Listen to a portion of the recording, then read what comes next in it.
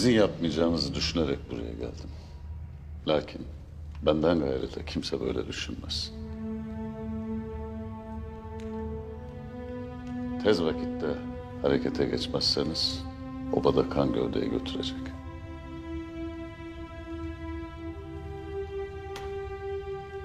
Cenazesine ulaşıldı mı? Hayır.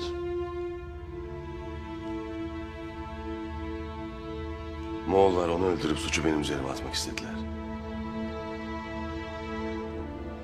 Şeytan her hileye başvuracaktır. Şimdi sizin yapacağınız hamle ehemmiyet kazanıyor. Bana müsaade. Var olasın Artuk Bey. Bu iyiliğini asla unutmayacağım. Eyvallah. Kalkmayın, kalkmayın.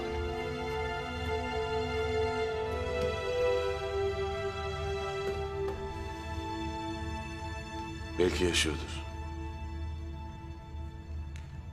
Onu aramaya gideceğiz. Hazırlanın. Eyvallah beyim. Eyvallah.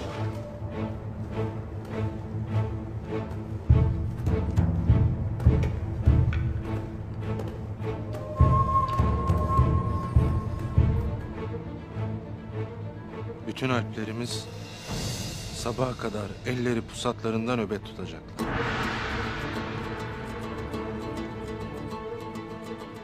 Bundan gayrı her şey beklenir hanım.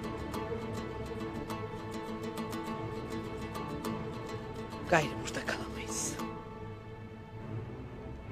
Eğer iki obanın alpleri birbirlerini öldürmeye kalkarlarsa bu çok büyük felaket olur.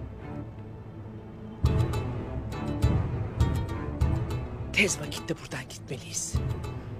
Yoksa ahirette bunun hesabını veremeyiz.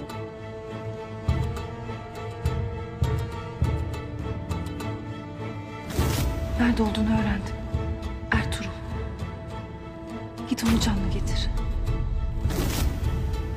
Ben gideyim de şu koca baş ciğersizini birazcık sıkıştırayım.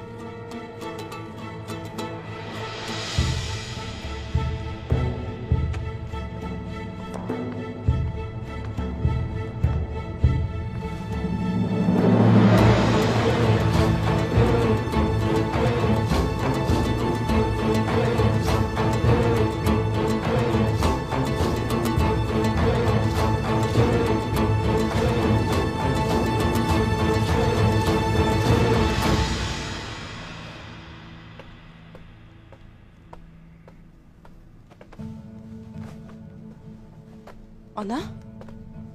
Nereye gidersin bu saatte? Korkut Bey'le konuşmaya. Ana sen ne dersin? Alpler öfkelidir. Biri bir delilik eder. Tek başına gidemezsin. Bütün alpler benim evladımdır. Acılarını bilirim. Beylerini kaybetmişlerdir.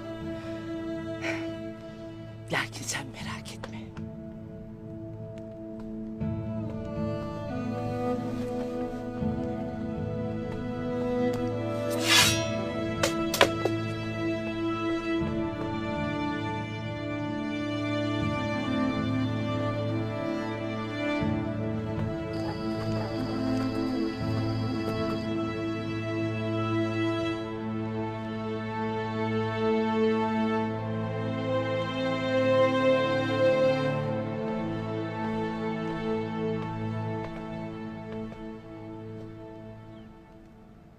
Neredesin sen Artuk Bey? Alpler her yerde seni ararlar. Kusura bakmayasın Aytolun Hatun.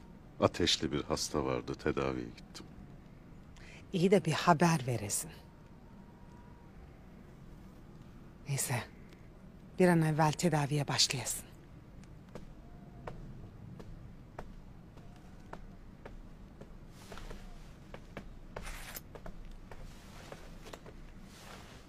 Beyim,